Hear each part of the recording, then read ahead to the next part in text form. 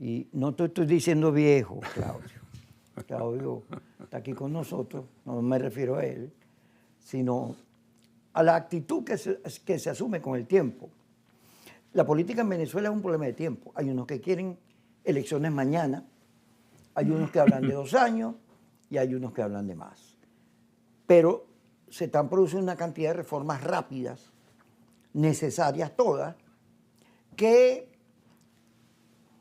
quienes se dedican a medir el tiempo, su tiempo, si yo soy candidato, si yo tengo posibilidad de ganar, no se dan cuenta de lo que le está ocurriendo al país y los nuevos códigos. Hay unos nuevos códigos y parecieran estar expresados en el carnaval. Tuviste las playas, la cantidad de gente en las playas metido. Por cierto, hay unas playas hacia el oriente con un pocototote de lanchas sin las debidas precauciones, causando daños ecológicos. Eso hay que pillarlo. Pero lo cierto es que las encuestas serias, no mega análisis. Hay un amigo mío que analiza la cosa con mega análisis. Digo, pero si esa encuesta no tiene ni medio de credibilidad, chicos, eso lo hacen en la casa de María Corina. ¿Cómo vamos a ver? Pero acabo de ver una de Financial Times que pone Mibelis Acevedo, que Mibelis es un cocote. Ella es bella e inteligente. Yo le he propuesto matrimonio, pero me dice que ya yo estoy casado. Mira, donde dice que las expectativas de la gente están fundamentadas en el terreno económico. Que lo de la ley de amnistía, cómo no, qué bien, pero que la preocupación fundamental es en la economía. Ya se habla de la caja de conversión, esto ya leí un artículo, del 1 por 1, $1 por bolívar, pero eso supone, si tú te quedas sin moneda, ay Dios mío, si pasas a depender del dólar, eso no es buena recomendación. Pero lo cierto es que el fin de semana, viste, acabaron con un poco de fundaciones y cosas raras que tenían ahí, financiadas desde la presidencia, y han cambiado el gerente de Sudeban y todo eso. Esa expectativa en el venezolano todos los días crece, porque cada vez que Trump dice, le voy a mandar petróleo, la gente se imagina que le va a llegar una plata. Inclusive viene una reforma de la ley del trabajo y hay quienes proponen que tengamos el sistema americano, que es que tú no tienes utilidad de prestación, nada de eso, sino un salario grande. Comencemos por ahí. ¿Cómo ves la reforma? Bueno, muy buenas tardes, Kiko. Mire, cuando tú te refieres a mediciones de opinión, cuando se hacen mediciones de opinión y una medición de opinión cualquiera revela que el 40% está preocupado por la economía, por el ingreso, o que el 20% está preocupado por la salud, o que el 15% le preocupa la soberanía, por ejemplo. Cuando se hacen estas mediciones de opinión para el análisis, tiene mucho sentido esas ponderaciones. Pero cuando se está en el servicio público, es decir, cuando se es gobierno, tú tienes que atender por igual, con el mismo criterio de entrega, al 40% que le preocupa el salario, al 20% que le preocupa la salud o al 10% que le preocupa la soberanía. Estoy hablando de temas al azar.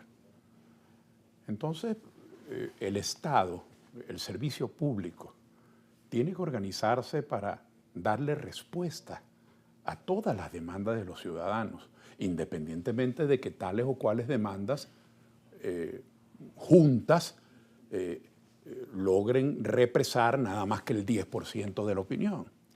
Entonces siempre es muy peligroso tomar decisiones públicas de acuerdo a la medición de las encuestas, porque es como una competencia por quién está anclado en la categoría más popular, por quién recibe mayor cantidad de reconocimiento. Entonces yo hago esta distinción porque uno de los problemas que hemos tenido en los últimos 15 años de manera más marcada es que el Estado, cuando digo el Estado me refiero a las instituciones públicas, o lo que aquí llamamos el gobierno, sea municipal, sea regional, sea nacional, ha ido perdiendo capacidad de respuesta. E independientemente que hay un grupo de personas que no manejan bien el dinero, que malgastan el dinero o que son corrompidos, hay un porcentaje X. O independientemente de que hay un grupo de personas que están aplicando una política equivocada, que no es el programa social que la gente quiere. Pero en términos generales, hay una falta de fondos financieros, no hay dinero. El presupuesto del país, el presupuesto de ingresos hace unos 10 años, estaba en los 50.000 millones de dólares. Y el año pasado, a duras penas, rasguñando, aunque no tenemos tampoco cuentas públicas oficiales para estudiarlas, pero lo que uno logra recabar aquí y allá, a duras penas llegaría a 3.000 millones de dólares. Entonces, ¿por qué esa capacidad de respuesta menguada, disminuida? Ahora vamos a hablar de encuestas. Puede ser que el 5% obedezca a ineptitud o el 10% a corrupción, pero en términos generales no ha habido dinero. Y ese dinero no lo hemos tenido porque lo que nos produce el dinero para poder corresponder en salario, en salud, en protección del ambiente, en recreación, en la aspiración que tenga cualquier sector de la ciudadanía, lo que nos produce el dinero en Venezuela, en Colombia es el café, en Argentina y en Chile es el vino, en Japón son la Toyota, la Mitsubishi, pero en Venezuela es el petróleo. Y tenemos más de 10 años que los compradores habituales de petróleo, que son los grandes países industriales, se pusieron de acuerdo con los Estados Unidos para no comprarle petróleo a Venezuela. Eso es lo que se llama el bloqueo económico. Y ahora quienes bloquearon económicamente al país han decidido desbloquearlo. Han decidido desbloquearlo, están metidos directamente en el negocio del petróleo y la gente tiene grandes expectativas, con toda razón, porque va a entrar dinero por las inversiones, porque va a haber nueva generación de empleo. Yo solo quiero, bueno, esto es muy positivo, esto por supuesto es positivo, que el país tenga ingresos, eso es lo que siempre quisimos, que el país tuviese ingresos, pero no se permitía por el bloqueo. Por supuesto, queremos también que los ingresos que tengamos sean bien administrados. Todo eso es una lógica racional y conveniente. Entonces, las expectativas que hoy el país tiene de mayores inversiones, de reactivación de la economía, yo tengo esas expectativas también. Ahora, tener esas expectativas, que siempre las hemos tenido, no quiere decir que estemos de acuerdo en que la política petrolera venezolana sea manejada por unos extranjeros. Son dos cosas distintas. Es decir, si a nosotros los venezolanos nos van a decir la única manera que usted pueda tener ingresos e inversiones es que nosotros seamos codueños de su petróleo, que nosotros digamos quién lo va a refinar, que nosotros digamos quién puede trabajar su petróleo y quién no. Bueno, entonces es una situación comprometida. Y ese es el debate que hoy día no podemos rehuir. Nosotros, un grupo numeroso de venezolanos, nosotros en Soluciones nos incluimos entre ellos. Por supuesto que estamos de acuerdo con que nos desbloqueen, porque siempre denunciamos que eso era un crimen. Estamos de acuerdo que a Venezuela vengan todas las inversiones posibles. Ahora nos hemos percatado que quienes están tomando decisiones dicen que, un momentico, van a venir algunas inversiones, pero no las chinas, no las rusas, no las iraníes. Es decir, comenzamos a ver que la realidad se nos hace más compleja. Entonces, quédate ahí, en el entonces, para ir al corte y ya regresamos con Claudio Fermín. Gracias, Chico.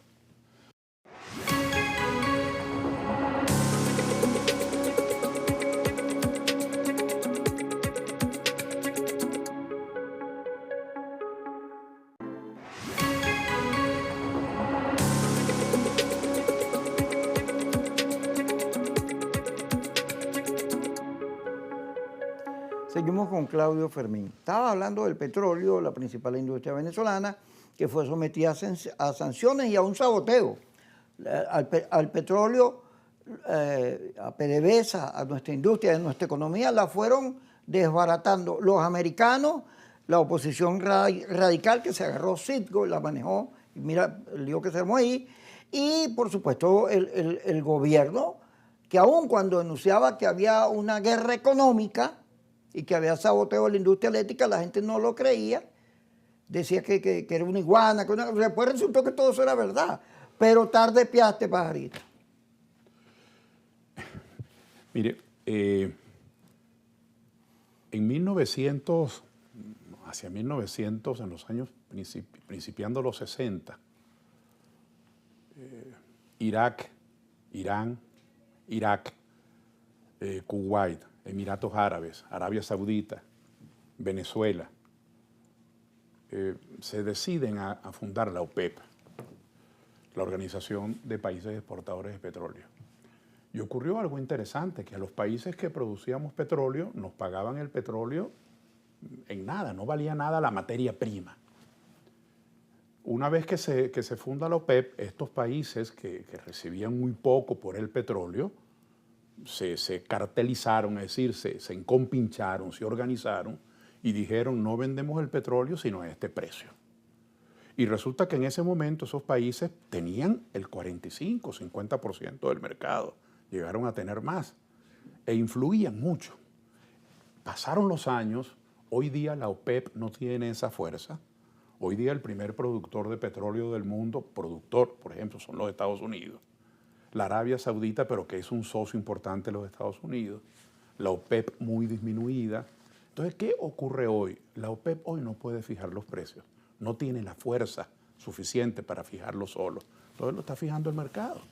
¿Qué ocurre con el petróleo? Venezuela hoy no tiene la tecnología. No es un país que tenga una producción de ciencia y de tecnología seria. Ese es uno de nuestros grandes atrasos. Venezuela hoy no tiene el capital, no tiene el dinero para invertir en petróleo. Venezuela hoy no controla el mercado, puede producir y a quién se lo venden. Mira la lección del bloqueo. ¿Cuál es la lección histórica del bloqueo, además de la indignación que nos produce? La lección histórica, para aprenderlo en ABC, es que podemos producir mucho, pero si nadie nos los compra, no tenemos vida. De tal manera que hoy los Estados Unidos controlan la tecnología, controlan el capital, controlan los compradores. Entonces hoy el negocio es distinto.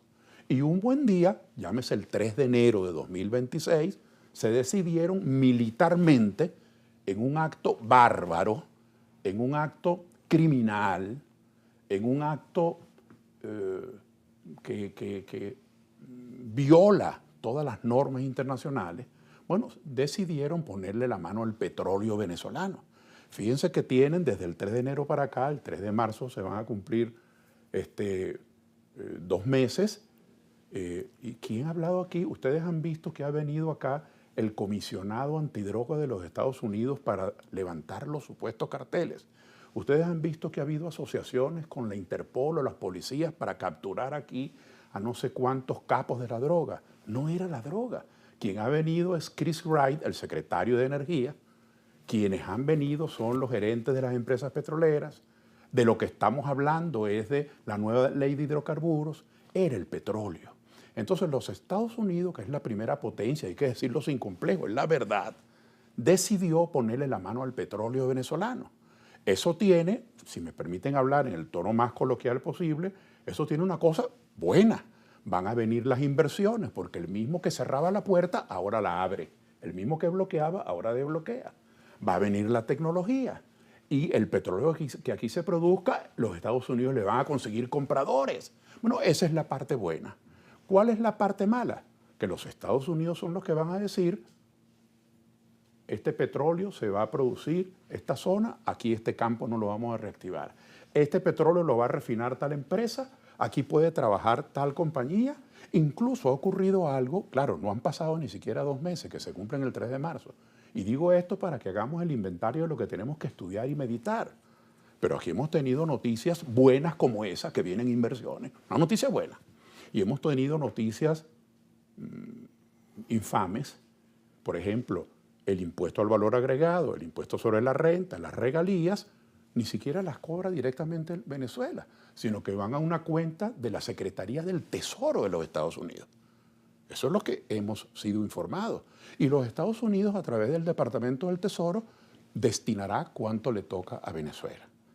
Ya nos dijeron que no, que mandaron los primeros $300 millones. La gente lo recibe como una notición. Bueno, no han llegado todos y están en Qatar. Pero la gente lo recibe y lo recibimos como una buena noticia. En nuestra manera de captar la noticia, ¿quién puede dudar que eso es una buena noticia, que haya ingresos para el país? Pero esa noticia tiene una cantidad de complementos. Ese dinero no lo estamos cobrando nosotros. Ese dinero no lo estamos administrando nosotros. Entonces, aquí hay muchos debates en uno. Yo creo que tenemos que estudiar con mucha seriedad, como algunos sectores lo están haciendo. Si a nosotros nos conviene que vengan inversiones, sí nos conviene. Para que vengan inversiones hay que hacerle el ambiente grato a las inversiones, hay que hacérselo. Se reforma la ley de hidrocarburos porque la experiencia que han tenido esos inversionistas es que el Estado interviene demasiado, obstruye demasiado, y en este momento que nosotros estamos contra la pared, tenemos que abrir confianza. Permíteme una preguntita. Yo he leído Luis Brito García, que yo le tengo mucho aprecio, además, no solo un escritor, un pensador, gran venezolano, y claro. humorista, yo lo conocí como humorista. Sugiere que la reforma de la ley de hidrocarburos tiene fallas notables, digamos que allá hay problemas de entrega. Eso lo he leído en la disidencia de izquierda, en los disidentes del chavismo. Hay muchos señalamientos hacia el gobierno de Elci sobre el tutelaje, que está siendo tutelada, que no se está defendiendo la soberanía y que al entregarle el petróleo a los americanos, bueno, se está cumpliendo no solo con la historia, se bajan las regalías, se administran de una manera sin control de la Asamblea Nacional, etcétera, y sugieren, bueno, que esa es una política, fíjate, una política que es impuesta, como señalas tú, porque le pusieron a plomo limpio, ¿no? Porque por convencimiento, que esa política es nociva para la nación. Pero uno se pregunta, bueno, ¿qué hace uno cuando se meten en tu país y en 30 minutos llevan al presidente y te demuestran que tu capacidad de defensa no está a la altura de la primera potencia militar del mundo, que ha invadido desde 1950 hasta el día de hoy 250 países, 400 Kiko, en total. Imagínate Kiko, tú. Gracias por mantener ese tema en la agenda en estos minutos breves. Yo comparto con Luis Brito y con otros venezolanos, y desde el primer día he manifestado mi indignación con eso. Yo estoy absolutamente convencido que para los patrones de soberanía que nosotros tenemos en nuestra mente, en la autodeterminación, el tomar nuestras propias decisiones, el poder disponer de nuestros recursos, el poder administrarlos, yo denuncio que esa soberanía está comprometida. Desde el campo, y no lo digo despectivamente, lo digo solo descriptivamente, desde el campo de la retórica, es decir, de la verbalización, de la narración, yo no me trago ni una sola palabra. La soberanía está comprometida y disminuida. Ahora, eso lo digo yo desde esta acera. Hay otras personas que creen que no. Hay otras personas que en el otro extremo creen que más bien deberíamos darle más a los Estados Unidos. Yo le he escuchado a María Corina Machado y a otros líderes importantes decirles que no, que vengan y tengan todas las inversiones y tengan todos los espacios y decidan todas. Es decir, que hay una gente que quiere ir todavía más allá. Y luego hay otra gente que está consciente que eso ha ocurrido, pero que tiene sobre sí dos chantajes. Primero, aquí ocurrió el 3 de enero. El 3 de enero es un elemento militar, de arbitrariedad, de poder, que está incluso siendo usado por los Estados Unidos para decirle al resto del mundo, a ustedes les puede pasar lo mismo. Así de poderoso fue. Y además de ese 3 de enero, yo me pregunto, o se preguntarán los que están al frente del gobierno, ¿y qué hacemos? Tenemos una soberanía comprometida. ¿Y qué hacemos? ¿Podemos militarmente responder? ¿Podemos económicamente responder? Porque estamos solos en esto, ¿Qué pasó con la Unión Europea? La Unión Europea, que antes era un elemento de la multilateralidad, era otra puerta abierta. La Unión Europea está entregada a Trump. ¿Qué hacemos con América Latina? El Lula, unas declaraciones oportunistas, casuísticas, una narrativa solidaria de parte de la presidenta de México y del presidente de Colombia, pero América Latina está entregada en los brazos también de Trump. Entonces, estamos en un mundo unipolar. Ese país que nos bombardeó y nos intervino el 3 de enero tiene un inmenso poder. Los que supuestamente eran nuestros aliados, América Latina, Unión Europea, China, Rusia, ¿dónde estuvieron? Es decir, hay una realidad. Tenemos que llevar adelante unas nuevas relaciones conscientes de que la soberanía está comprometida, pero sin dejar escapar las inversiones que vienen y sin perder la paz interior. Entonces, el problema no es tan sencillo como simplemente declarar. Y si usted me pone en posiciones juradas, diga sí o no, ¿la soberanía venezolana se ha perdido? Te digo sí, pero con esa respuesta nada resuelvo, porque en estos momentos no tenemos los elementos, no tenemos alternativas. Claro, aquí el corte. Disculpa que me encadené, pero este es un tema. Está bien, es un tema que no podemos soltar. Te programas largote, dura una hora. Claro, claro. Sí. Además, no estoy hablando yo, que es Claro. el que se lleva el tiempo. Muchas gracias, Kiko. Ya regresamos.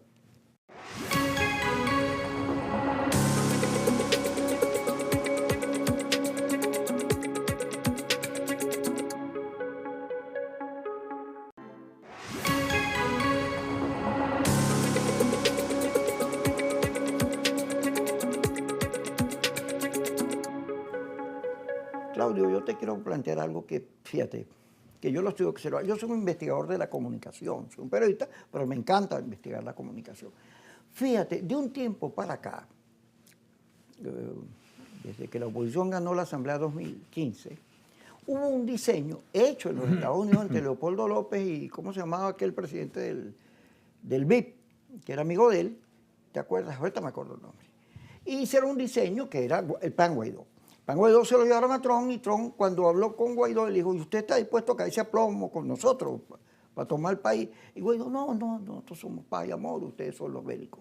Y el tipo dijo, está en el libro de Bulto, está en el libro del Ministerio de la Defensa, está en el libro de Pompeo. Esa reunión en el Salón Oval está cortada por todos lados y Trump lo que dijo, Guaidó es un rookie. Y a partir de ahí, Trump dejó de creer en la oposición venezolana, sobre todo por lo que hicieron con lo que le entregó el Estado americano para que lo cuidaran en nombre de Venezuela, que se agarraron todos esos reales, se los comieron, hicieron unas corruptelas enormes. Bueno, dejó creer en eso y cambió la política, pero nos metimos en un problema, porque aun cuando Trump hablaba de droga, del cartel de los soles, del tren de Aragua, del terrorismo, de todas las cosas más, la dictadura, la violación de derechos humanos, mucha de esa narrativa fue construida desde aquí con unos laboratorios, con unas redes de comunicación que fueron, en una primera etapa el gobierno es una dictadura y el gobierno se comportaba como una dictadura.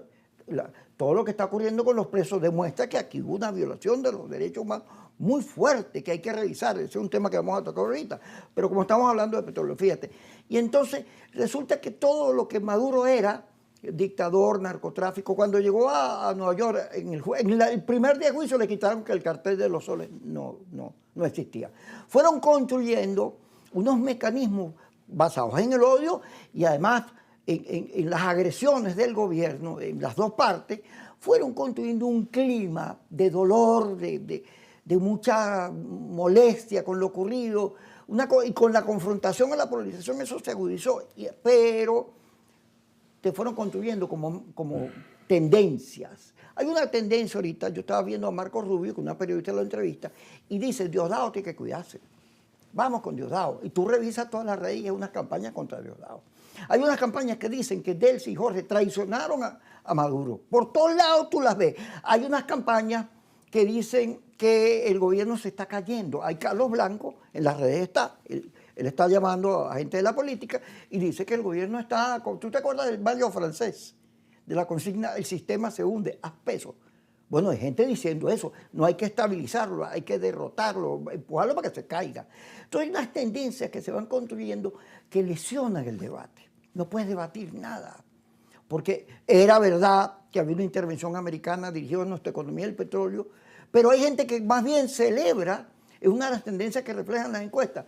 Menos mal que Trump hizo lo que hizo, porque si no, no hubiéramos salido de esto. No se hubieran producido estos cambios.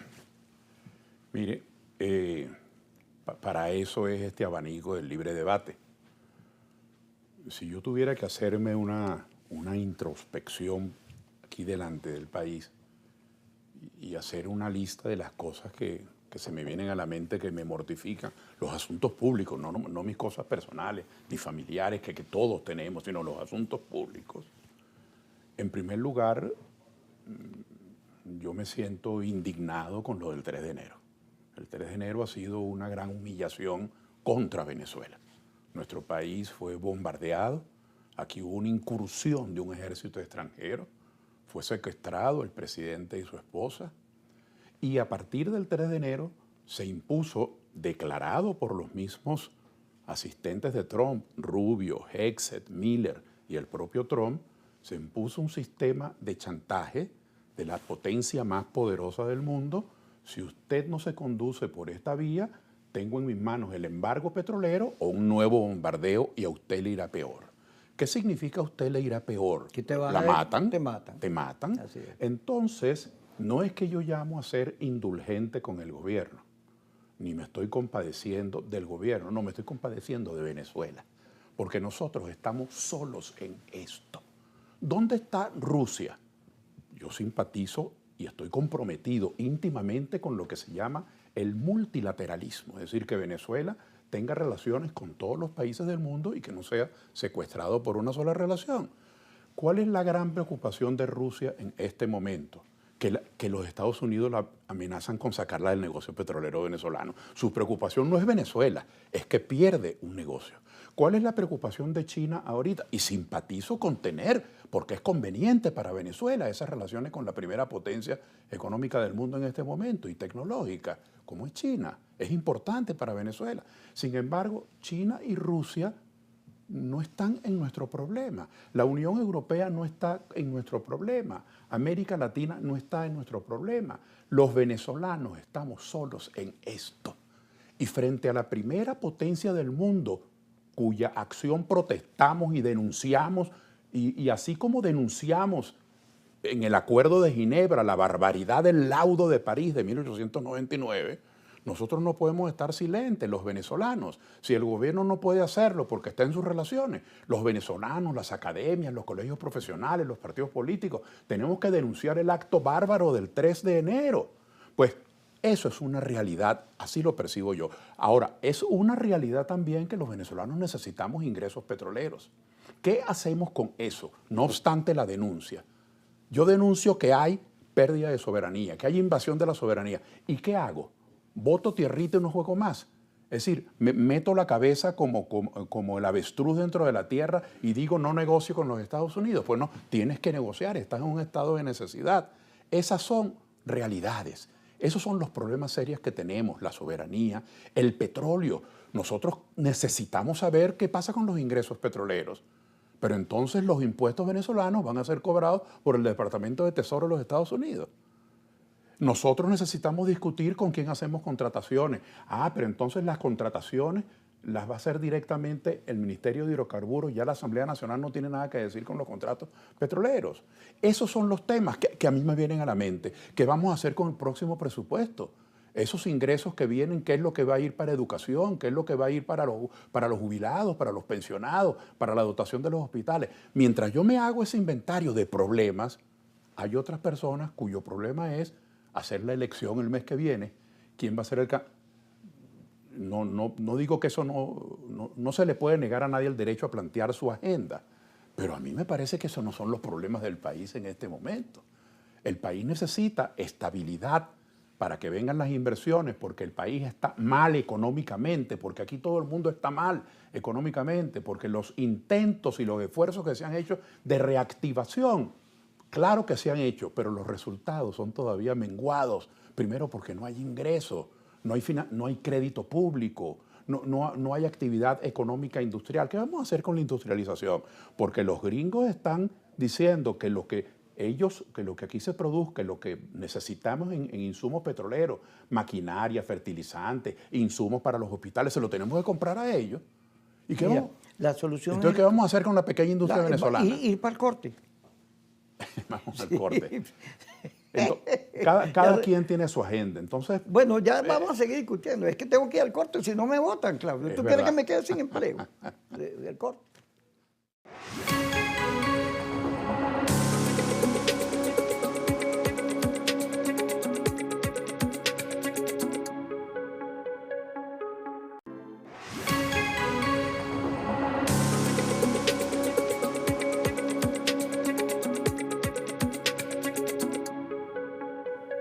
Seguimos con Claudio, ya te iba a decir Nazoa, Fermín.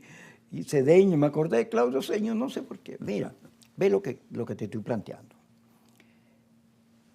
La ley de amnistía, vamos a tener una... JJ Rendón acaba de decir, aprueben esa ley, que salga la mayor cantidad de gente presa, que está presa, que salga libre, y metámonos en el tema económico, metámonos en los otros temas que están pendientes y que son importantes para discutir en el país. JJ, que no es ningún angelito. Además, en el programa que yo lo vi, denuncia que Maduro lo amenazó.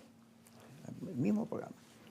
Ahora, tú vas a la discusión de la ley de amnistía, está bien que se hagan todas las observaciones pertinentes, ninguna sobra. Todas. Porque en Venezuela hay un artículo que escribe Domingo Alberto Rangel, hijo, sobre cómo, fíjate, en todos nuestros periodos históricos ha habido tortura, vejación de derechos humanos. Entonces, ¿qué pasa? Cierran la rotunda, cierran la seguridad nacional, cierran la planta, cierran el retén de Katia. Pero resulta que el sistema penitenciario y la administración de justicia tiene un problema, que lo que está establecido en la Constitución no se cumple. Y entonces aquí se violó el debido proceso. O sea, las 48 horas, la notificación, la llamada, el derecho a la inocencia, todo eso se violó. Pero además hay una situación en la cual el helicoide es presentado como si fuera la cárcel modelo o si fuera la rotunda, que se acaba el símbolo de la vejación de los derechos humanos. Pero resulta que en la Comisión de Paz y Soberanía, las declaraciones de los familiares sobre lo ocurrido en Tocorón, en El Rodeo, en Yare y en no sé cuántas cárceles donde estaba metida la gente que no tenía plata o que vivía en X lugar, lo que está pasando allí es una cosa que a los propios chavistas, a los propios los sorprende por la cantidad de vejaciones y de falta de humanidad que ocurrieron en estos periodos. Entonces, en vez de nosotros discutir cómo evitamos que se produzca, cómo desmantelamos no el helicoide, sino todo el sistema ese que produce violación de los derechos humanos, siempre estamos discutiendo unas cosas que nos señalan las redes, los laboratorios y los políticos. El problema en Venezuela, según las encuestas, es la economía para la gente, pero nosotros siempre estamos discutiendo problemas de la política. Los problemas de la economía, hacer mercado, pagar las deudas, mantener los muchachos en la medida en que uno puede ayudarlos, hasta que se mantengan por sí mismos. Los problemas de la economía existen. Y los problemas de la política, que se oiga mi reclamo, que yo tenga derecho a proponer esto en mi comunidad, que no me metan preso por opinar. Los problemas de la política también existen. Es lo que quise decir en el segmento anterior. Independientemente de que en las encuestas uno de estos problemas tenga el 10% y el otro el 50%, ambos existen y hay que atenderlos. Y los venezolanos, así como tenemos que atender el problema económico, estamos solos en esto. El mundo no es multilateral, hay una potencia y aquí entra en juego la reflexión. ¿Será posible que el concepto de soberanía y la aspiración de soberanía como nosotros la queremos sea viable en un mundo unipolar? Porque si al único que podemos comprarle tecnología, al único que podemos venderle petróleo, el único que podemos refinar es un solo país, ya por estructura de mis relaciones internacionales dejé de ser soberano. Es decir, ¿no será verdad entonces que la soberanía solo es viable en un mundo multilateral? Tenemos eso hoy, pero ese es otro debate. Ese debate existe, pero existe también el debate de los presos políticos. Nos estamos enredando demasiado. Hay que soltar a todos los presos políticos, que llaman presos políticos que no deberían estar presos. Si usted intentó dar un golpe de Estado, si usted intentó asesinar al presidente, si usted compró unos drones para ponerle una bomba a un ministro, usted ha cometido un delito muy grave y usted tiene que entender que si lo capturaban, si lo agarraban, usted iba a estar preso. Usted tiene derecho al debido proceso, pero usted es un preso, digamos, bien preso, por decirlo así. Ahora, si usted estuvo en una manifestación, usted escribió un artículo de prensa, usted mandó un tuit, usted estaba en una marcha, usted reclamó el pago de su contrato colectivo en el sindicato, usted está mal preso y deberían soltarlo. Entonces, la ley de amnistía está concebida para eso, para descongestionar el conflicto. Y nosotros creemos que la ley de amnistía es un buen paso para ir más allá del asunto de los presos, ir a la pacificación, ir a la reconciliación. Reconciliación no es que todos vamos a pensar lo mismo y nos vamos a amar, no, reconciliación es que todos realmente podamos regresar a un escenario limpio donde discutamos sin venganza, sin retaliación. ¿Cuál es la retaliación? Yo te meto preso o yo conspiro contra ti. Yo te quito la libertad o yo presiono para que tengas un bloqueo. Entonces, nosotros, en la ley de amnistía, que apruébenla rápido. Hay algunas observaciones. Nosotros, por ejemplo, en Soluciones hicimos una observación con respecto al artículo 7º, en el parágrafo 3, que decía, palabras más, palabras menos, que si una persona estaba encarcelada por problemas de droga y su pena había sido menor de tantos años, de 9 años, podía ser amnistiado. Y nosotros decimos que no, que esta es una ley de amnistía para asuntos políticos, es decir, para la represión, para la pérdida de libertades políticas. Esto no es una ley para colear a una cantidad de gente que no tiene nada que ver con eso. Sobre todo los que ganaron mucho dinero. Entonces, pero ¿qué hay? Entonces me dice un abogado muy respetable, me dice, Claudio, pero es que hay gente que tú sabes que lo siembran y le hacen esto y tal, y tienen, bueno, está, entonces para eso habrá que hacer otra ley y otro debate. Para el asunto de la ley contra el odio, que se utilizó aquí como se utilizaba antes la ley de vagos y maleantes. El que me parecía medio malandrito y tal, yo lo metía preso por ley de vagos y maleantes. El que dice una cosa contra mí, entonces yo lo meto preso por la ley contra el odio. Bueno, para eso habrá otro debate. Para el mejoramiento del sistema penitenciario tiene que haber otro debate. Pero si nosotros vamos a pretender resolver todos los asuntos, la ley contra el odio, la sanción a los torturadores o a los carceleros que abusaron o a los jueces corrompidos, si eso lo vamos a resolver antes para poder aprobar la ley de amnistía, entonces no vamos a tener amnistía. Vamos para el corte. Vamos a concentrarnos en la ley de amnistía. Ajá. Y esos otros problemas también merecen y exigen mucha atención, pero vamos paso a paso. Paso a paso para el corte. Sí, señor.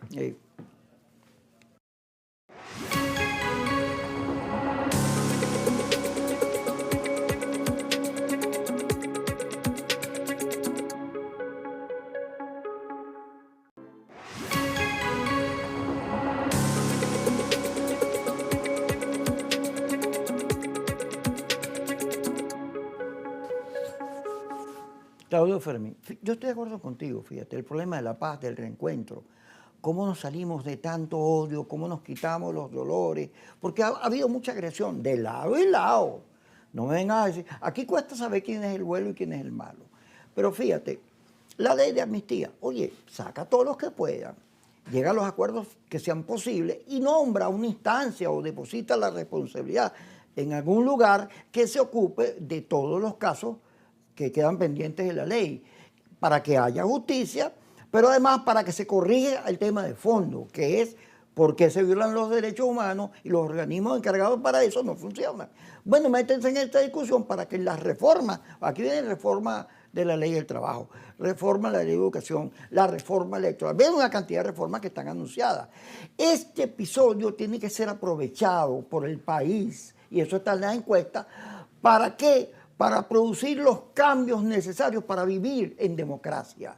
Eso no lo puede, pero hay un sector de la oposición radicalizada que insiste en trasladarnos al pasado, a la venganza, a sacar campañas para unos intereses determinados. Quieren presentar que esto que está pasando ahorita es mentira, que del sí igualita a Maduro, cuando la verdad es que estamos en un nuevo episodio de la política. Y el que se conforme como el pasado, el país tiene que darse cuenta de eso y apuntar a los caminos que conduzcan a la paz. Mire, nosotros, hablo en primera persona del plural porque no puedo hacerme responsable sino de mi palabra. Hemos planteado la amnistía por muchos años, cuando nadie hablaba de eso. Yo creo en la amnistía, porque creo en la distensión política. Otros creen en aumentar las tensiones políticas. Yo creo en la distensión, aflojar, es decir, aflojar la tensión, que todo el mundo se pueda sentar, que podamos dirimir nuestras diferencias en paz, que nadie sea penalizado por opinar de esta o de aquella manera. Es decir, aquí el gobierno ha penalizado con presos políticos Y desde el otro extremo se penaliza con campañas de difamación, campañas sucias, laboratorios que, bueno, eso es peor que estar preso político 2, 3 años. Es decir, convierten a la gente en un estropajo. Entonces, la amnistía es necesaria que esa ley se apruebe rápido. Aquí puede ocurrir, porque vienen dándose excarcelaciones. Salen 50, salen 100. Aquí puede ocurrir que terminemos de sacar todos los presos políticos y no hayan terminado de aprobar la ley. Entonces, esa ley hay que aprobarla. Eso no significa en absoluto que luego no discutamos lo de la ley del odio, que luego no discutamos el funcionamiento de los tribunales, que luego no veamos las acusaciones contra estos carceleros o contra quienes violaron los derechos humanos. Es decir, no es verdad que la ley de amnistía puede ser mocha. No, siempre habrá otros debates, pero culminemos con este debate. Ahora, una advertencia o una reflexión, más que advertencia. Una reflexión. Si este ambiente de confrontación extrema continúa, si yo te pongo una bomba o te conspiro, y si yo te meto preso por opinar, es decir, tú puedes haber aprobado una ley de amnistía, pero si la confrontación extrema continúa, pues continuará entonces la conducta extrema. De tal manera que lo que algunos consideran pasado de moda, o lo que algunos consideran una cosa medio ambigua, que es lo que llaman los moderados, los conciliadores, los que promueven entendimiento, y desde los extremos los presentan como unas cosas ahí que no vale la pena. Allí es donde está el error. Considerar que el único éxito en la política es el exterminio del contrario. Considerar que el único éxito en la política es estar solos en el paisaje político es simplemente una manifestación de autoritarismo, de arbitrariedad, de poca tendencia a la convivencia humana. Entonces promovamos sin rubor, promovamos sin complejo el entendimiento, la convivencia, y en eso por supuesto el gobierno tiene que dar el ejemplo. El gobierno tiene que promover no solamente estas comisiones de diálogo que se han venido explayando, se han venido ampliando a los sectores económicos, a los sectores de las iglesias, a los sectores de la recreación, a los sectores de las relaciones internacionales, pero las decisiones las tenemos que tomar entre todos. Hay que tomar las decisiones entre todos.